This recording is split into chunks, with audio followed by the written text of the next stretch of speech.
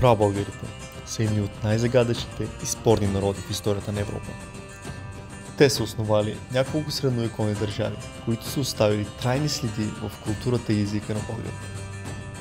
Но откъде идват прабългарите и как са се смесили с други племена и народи на Балканите?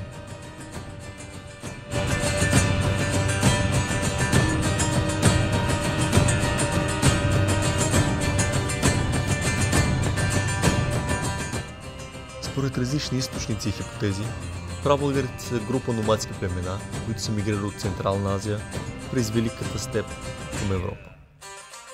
През късната античност и ранно средновековие те са се смесили с разнородни етнолингвистични елементи, като ирански, угърски, тюркски и други.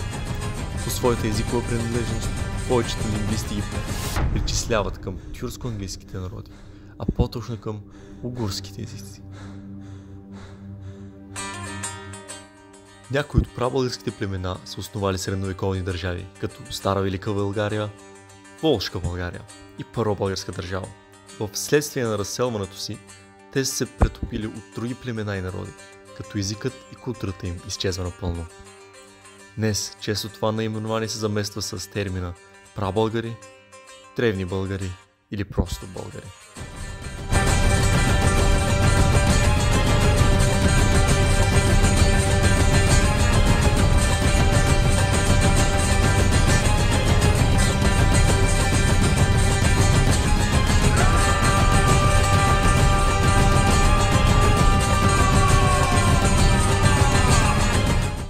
Произходът на прабългарите е сложен и спорен въпрос, който няма единствен и окончателен отговор.